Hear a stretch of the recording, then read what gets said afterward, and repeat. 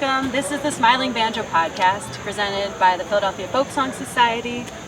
My name is Emily Drinker. I'm a singer-songwriter here in Philadelphia. I've been involved with the Folk Song Society and the Folk Fest for a long time. Since I was a kid, I've been coming to this festival. And we're actually here at the festival this summer at the 61st Fest. We're backstage in the green room. And we are really spoiled because we are here with one of our headliners on the main stage tonight, celebrating 50 years. We're here with BeauSoliel, the brothers. They're here. Michael and David, thank you this both is a green so room? much. This is part of the this green whole room. area is our green room. This is called the wood room. Called the restroom part. Yeah, the restroom. The creek is right I back like that there. smiling banjo. Whoever came up with that logo was great. It's the best, right? It's the best. Thanks for coming. Thank you for being here. So, congratulations. I know you're celebrating 50 years. Yeah. How does that feel? Feels old. We had a double 2-night soul light concert with a bunch of friends in Lafayette. We started that in February, and that was a great way to start the year. It's just kind of hard to believe it's been that long. It's been so many things. And last year was kind of sad because we lost, one of our best friends and mentors, Chris Strackwitz, with our Holy Records. So you just go through this thing. That's how it is. Yeah. And there was a book done years ago, probably in the early 80s, called The Makers of Cajun Music. And I think Mark Savoie and us and maybe Ralph is like 4 people that are still alive of that era. And that's that was kind of a unique time because it was not totally affected as it is now. I mean, because we've been fighting against the American tidal wave and for so long. That's why we decided to, in 1986, to just Cajunize America. And we did. We played every state in the union over 3 years. Over 3 times, believe it or not. Even Wow. North Dakota and South Dakota, believe it or not. And so it's just been fun. And it's just, we enjoyed the changes. Yeah. And, and it's still fun to play. I mean, that's why we do it. That's amazing. How does it feel? I mean, I'm just curious about this kind of festival set compared to some of the other shows you do. With the difference, we have to have a set list, right? You have Because to. I do not have a set list. Yes, We have to make a set list. we have to. If it's you're just an hour. constrained by time. Yeah. It's hard. Who makes the set list? Well, we all do that. He does. Yeah. We But write that it out. He doesn't necessarily follow. Doesn't mean we follow it. That's right. It's like this is a map, maybe a guide. It's an idea. Yeah. It depends on the audience. I play for the audience. And, I'm sure you do too, right? Yeah. I mean, you get a vibe, I mean, I remember one time it was we were like Monteveries or some kind of California vineyard, and we were playing ourselves. So somebody yelled out, "Why don't you sing something in English?" Oh my God. And so I said, "Well, if we did, we wouldn't be here." So, Yeah. I mean, that's the point. So I mean. So then we played an English song. And then we played an English song. Then we did Song in Louis. English. Then Louis. because the guy was doing the documentary, because we did Louis on this garage record years ago. So we do some. I'm saying it in French. But anyway, That's funny. I don't think you'll have any trouble, obviously, with the Folk Fest crowd because they already know you so and much love fun. you. And Yeah, it's great. It's great being here. It always felt good. Yeah. I just saw. You said it doesn't feel any different, right? When you first walked in. It really doesn't. I mean, We're still here too. Yeah, we're still here too. That's the thing is, same place, same shack. setup. Everything's Same, yeah. Yeah. Just waiting for the baloney sandwiches. They don't have that anymore. They don't have them? And they don't have the Oh, peanut we're butter not jelly playing. sandwiches. That's it. Cancel. That's what they used to feed. That's why we You came. Performer. missed that. I think it's fancier. And It's a they're lot longing fancier. for the It's shocking. baloney. Don't know. John McCutcheon, when he used to live in Charlottesville, so we both played this festival because he took me to breakfast and you want to go revisit the Philadelphia Folk Festival? I said, what do you mean? He said, let's go to breakfast. I know this place that serves bologna. Like an inch. I mean, it was insane. I said, you got to be kidding. Are people eating that stuff? Okay, good. Is that on your rider? You should have that. No, We need it's bologna. it's on a rider. It's got a little red thing with a slash. No, on our riders, do not service Cajun food. Under absolutely no circumstance. No circumstance. Ban Wow. Cajun food. It happens a lot. People just assume. No, Well, we putting used to. pineapple in gumbo is pretty rough. And the green gumbo. Green. Woo. Fake But gumbo's anyway, herbs. it doesn't matter. They tried. A couple of places we worked. What was that? That place in Illinois or something. We're down there. Al used to know. the name Corvallis, not Corvallis, but the guys. It was a place. It's Carbondale. Carbondale. And they had the same people who designed Carnegie Hall designed this hall. It's a wonderful hall. So we walked in, and the guy says, well, some guy's cooking your Cajun food. We go, groan. Oh man. But we walked in, there was a Magnolite pot with Good about start. 10 pounds of crawfish. This would feed Second good start. normally 20 people. We ate it all. You- So it depends. If they know what they're doing, we're good. And it's getting better now. But we don't eat anything black. Unless you burn it. Yeah, I mean, we do that at home. Subtle changes over the years. Yeah. Oh my gosh. Will you be venturing into the campground at all this weekend? Maybe I don't know who's for there. a jam? Who's there? Oh, jam! Just come around the- jam! Yeah. Hang No. with us around the fire. No. No. Well, it's tough. You guys all just arrived and you've been on the road. And what's that like? The grind after 50 years of just lots It's getting of travel. worse. It's getting worse. The travel's hard. Yeah, that's why I wanted to stop. Too many people are flying. Yeah. And they don't know. I mean, in pajamas, and they don't know what they're doing, and they're bringing People used to COVID. dress up for the Yeah. to fly, but no more. It's a different world. Comfy. Yeah. No, It's a different world after COVID. And everything went up. Prices went up and stuff like that. So it was. Sure. I mean, it's just, and there's no music business. I don't know why you play. I don't know why we played Well, because we it's started a funny you long said- time ago. I was looking at an article that you did. I think it was from a long time ago, but someone had asked you about the music business, and you said that your response was just like, "Ha ha." They said, "Can you define it or something?" And you just said, "Ha ha ha." And I got a kick out of that because Yeah. I feel that today certainly as an Well, artist. and y'all, there's so much. I mean, I talked to like Gary with Compass Records. I think he gets like maybe 1,000 solicitations a day, or maybe a week. And he can't listen to all of that. Yeah. And it's all produced at home, which is good. But I mean, I don't know. This is Pause the for real. a sec. I'm sorry. This beeping seems. like We it'll can talk go on a around while. that, and We it can. doesn't bother us at all. We're working. up. Keep going. I am David Doucet, That's what but They're going to back right up into this room. I've been since COVID into this. That's what Mike was. Yeah. We have to reinvent the business because actually at home, this has to be on. When we started this, the only person that really toured was Dio Menard. And he'd go on occasion. that was And we did this. We had an agent. We had the same agent as Dio. We developed this, and then all of a sudden it just went exponential, and it enabled other people, at least Louisiana and New Orleans, too, all of Louisiana. Yeah, you gotta get on the road. But since COVID, it's like almost being told by the union and also the Grammy organization, you guys, since you've been there, you need to reinvent this. Because no one knows what the hell. No. There's no more record companies. You got No. to do this. No one's buying records. It's blah blah blah. It's not easy. You find the live show and merch is really. Yeah. is Well, that's the what way. that's what David does. He's got a show on Friday afternoons. He started that in COVID, and Every Friday. that's great. When we had this thing, we tried to get the group together, but it was a lot of problems, and they did it with iPhones, and it didn't work. Yeah, we tried a couple of virtual shows, Yeah. or whatever you call that, online shows, but it didn't work really with the band. But and a lot of people do not stream anymore. But I'll tell you what, it's a friend of mine, Don Pappy, who's a jazz banjo player in New Orleans. He said the key word: you have to stay viable. You still have to be out there. And since it's post-COVID, everything looks the same, but it's all different. It's all different. It's not at all the same. And learning what there's kids who are 17 who never listen to music. They're 22, 23 years old.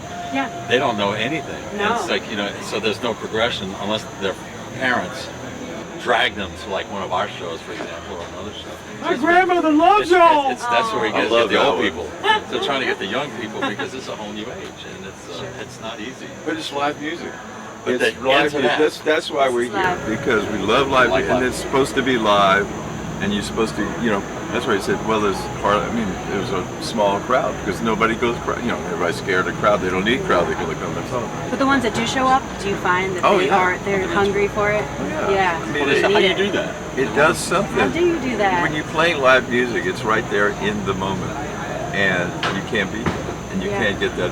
I mean, I love old videos and stuff like that, but There's I'd rather nothing. take it live Yeah. and just not tape it, and just enjoy that moment. And that was the special. That's how I learned how to play. You know, none of these old timers have, you know, how do you play that song? Like this. Well, how do you do that? Like this. You know, there was no showing you how to play. They just played. And it was that transmission that's kind of missing. You know, it's first person. Yeah, absolutely. You know that. Yeah. Do you find, I mean, because there's so much energy that goes into your set and preparing for that. What goes into that? Yeah. You mentioned earlier that you came from a retreat. Yeah. Does that recharge your spiritual batteries? The group calls, oh, you're going to Buddha camp again. You know, like I'm going on vacation, man. It's like, it's work. Yeah, 7 to like 8 o'clock, like almost 12 hours days. No, that's a lot of work. But I mean, that's what I do. I've been doing this for a long time. And for me, that's, you know, because we're all going to die. I mean, we sing songs about death. I don't want to be morbid, but guess what? We're all going to die. So I don't want to come back. You know, if I come back, it's going to be a higher realm. I'm going to get everything done now the right way. And so that's what we do. And it's, you know, you just try to do it right and or do it correctly, how you feel, you know, and not. You throw the ego out the window and you just deal it, because there's too much ego, too much greed now. I mean, and we're trying to bring love back, like we are always saying in the late 60s and 70s. You know, it was we had a generation of love, trying to do something, and everybody had the opportunity to do it. Yeah. You didn't have this discrepancy between super multi-millionaires, whatever, right. and people who are in poverty. And you know, it's like we're all people in the same planet. And I had thought that because of COVID, maybe they would bring us together, right? Everybody did, but no. And then you got all this anyway. But that's the world, and that's what we sing about. Like Chris Strackwitz said, a beautiful statement. He said he likes his favorite. He hates mouse music, which is anything to do with banjo, no Fred. But he likes music. The music that moves him the most is from music of oppressed people. Yes. And basically that's people, ethnic people who have been put down and or lost their things. And because he loved Norteño music, he loved Cajun music, he loved blues, Latin pipe and all that. And all the good stuff. I mean, that's folk music. That's folk music. That's the definition. Does it still exist? Yes, 50. You guys are doing it. You're but your generation. We're trying, but when you said how you have to take the ego out of it, and that's not really my generation. It is so much like these pop stars, and it seems so Everybody wants to be somebody, which is bullshit. That's all they have to do is be themselves. Like we have an expression. If you're old and ugly, be old and ugly, but be who you is. And that's all you need. That's all you need. I love that. I need more of those kinds of messages. I'm really inspired by that. It's just being human, and we've gotten away from that so much. Yeah, everybody down home, they want to be somebody. I mean, you know, they'll cut their hair and they'll run around stage and they're just stupid. And that's the generation. Thank God you're still bringing us the real. Well, we did that when we were younger, but it was a different thing. Not in front of people. No. So for those younger folks who say, "Oh, my grandmother loves you," and you say, "You don't." Yeah. Well, I'm glad. You're trying to convey that. You're trying to get it to them. They know. They get it. They get it. But I mean, it had to be handed down. Like I mean, my dad brought me to see groups. I mean, there was I'll never forget this thing. I mean, it was a young kid. I mean, this was in the 1950s. There's a place called Maurice Racetrack, and one of our heroes now would even know. Back then, was named Lawrence Walker. And he was playing. And so, of course, I love music. I was both Roy Rogers and Elvis Presley all at the same time. So I wanted to be by the musicians because it was the best time. So my job was to open up Schlitz beer cans with this thing because it wasn't they didn't even have pull tops. Remember those things? You have to do this. And so finally, I said, "Who is that?" And that we heard, and it was great music. It was Cajun music, and you were right in. I was right in the back of it because I was giving the beer to the musicians, basically. Good job. And I mean, you just remember that as kids, but I wouldn't have been there if my dad hadn't brought me there. Yeah. My dad brought me here. No as kidding. A kid and oh boy, that's all she wrote. Yeah. And you came here in the 70s. 76. 76. Yeah, we got a terrible review. We were with two bands. We were with Koto, it was electric. They couldn't handle it. It was like Bob Dylan. They weren't ready. And Bob Dylan, Newport 65. We were a little behind. Yeah. Folk Festival. Like, what? But it was. But then I know the guy who wrote the article. You know him too. I can't remember his name right now. But he says, "Boy, was I wrong about y'all?" I said, I don't believe what I read anyway. So they're better. No, it was. I mean, and then they wrote it better. They understood some people did. But then we started. I mean, that's how lucky we were. That's why we're here, BeauSoleil. It was like we were at Jazz Festival with both this other group. We played two. One was acoustic. One was more electric, twin electric guitars. It was really good. But anyway, so we're at Jazz Festival. I got a call from the Codeville, this council of Development French, that they had a tour of France. I'm going to do that. And they wanted to know if we wanted to go. Well, duh. And so, but they needed a name. And so, I mean, BeauSoleil has been a name in our family because it's a relative, and we used to go to. His name was Joseph Broussard de BeauSoleil, and in the old days, in the 50s, it was a trek to get to this town called Laureville, which is where he was, and so his son built a house, so the generation still had this house, so his kids would go there, and we'd go to this room, this porch, and the first room, and he had the elders there, who were probably born Civil War agents, and did tell us the story both in French and English, but French mostly, about BeauSoleil and how we're related. So that before we could go outside and play, so I'll listen to and so we had that ingrained in us. And then what happened happens anywhere when some of the relatives who would tell these stories, or play instruments or music, or sing ballads like our aunts did, when they would pass, you not only miss the physical mishap of what happened and the void that a person who dies, all the stories.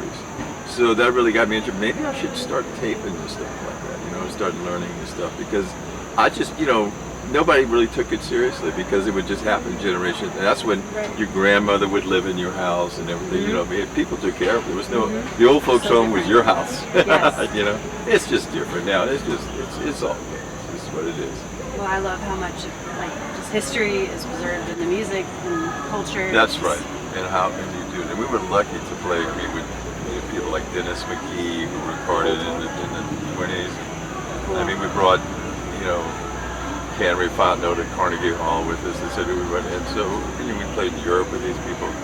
So it's like, it's been a great trip. Yeah, no problem. I'll say. No problem. It's pretty And incredible. now those young people want to do that with us. That's what's weird. Yeah, but we're not old enough. Close, Mike. It's their problem, not mine. We got Chad. Yeah, we do have a younger one. Yeah, he loves it. Yeah. Our accordion player. The only accordion player with a postdoc from MIT. Oh. Most accordion players couldn't get a job, at Burger King. And so it's a little difference, man. He quit his job to do this. Yeah, that's what his job. Wow. He loves it, and he was a master as a kid. In fact, one of our first accordion players, Bessel was the first, but Errol. I'd give Errol these tapes of Amadeo Hardware, and Errol would go, and he would bring them to Chad to figure it out. So it's been symbiotic ever since. He's always been in the band. Yeah. We just didn't know. Yeah, we just didn't know that. I can't wait to hear it. That's awesome. If you like. Yeah. Thank you so much. Okay. Thank you. I really appreciate this. No problem. It's good meeting really you. Lovely And to keep meet on y'all. playing. Thank you. Yeah, I'll be And up, just up all come. night again in the campground Good tonight. for you. Yeah. Well, Thank you so I'm glad you much. told us that. Yeah. Never stop. I'm just going to say bye to our audience on here. Thank you again. And we miss Gene Shea. Thanks for tuning in. Yes, we do. Once again, this is BeauSoleil. Michael and David, we're spoiled to have gotten to chat with them. We're going to probably share one of your songs to just roll right after this episode, so please enjoy whatever we Good have choice. rolling. Pick a good one. Yeah. We have a wide selection to choose from.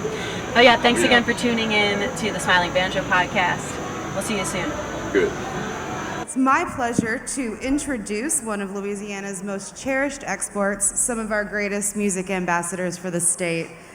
As we would say in Louisiana, laissez le bon temps rouler.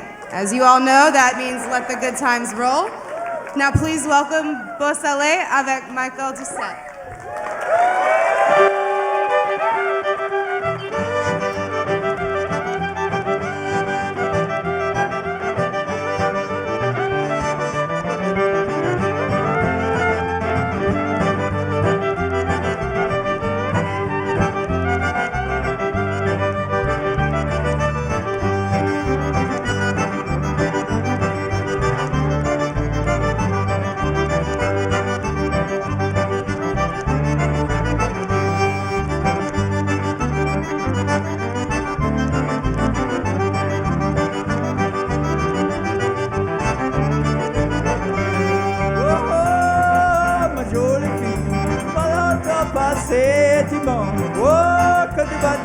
baptême avec moi tu veux aller. Oh, quoi tu dis, joie, tu m'as dit tu vas m'aimer. Oui, est-ce que après quitter, j'ai bébé, comment il va faire?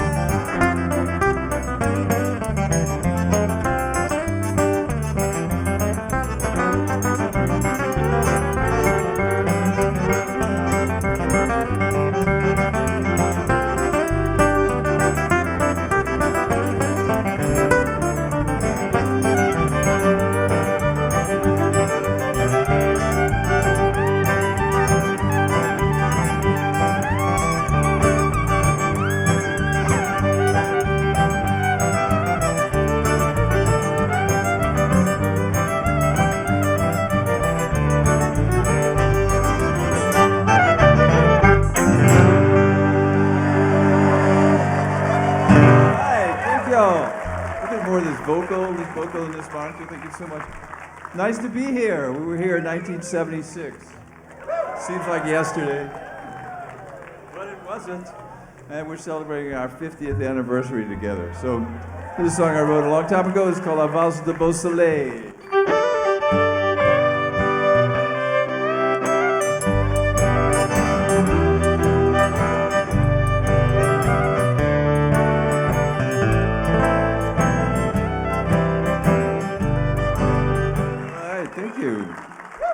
One of those songs we played in 1976 is called Zadiko Grigri.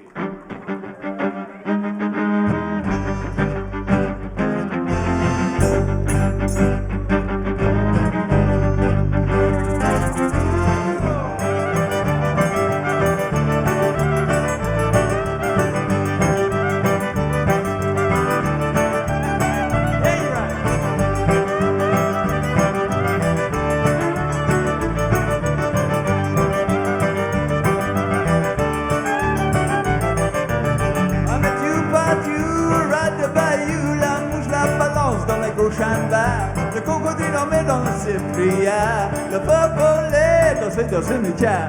Mon bel cri, il y a le garou. Mais la table cuire, rhythm à fou. Maintenant, où la connaît à meilleur lisarico.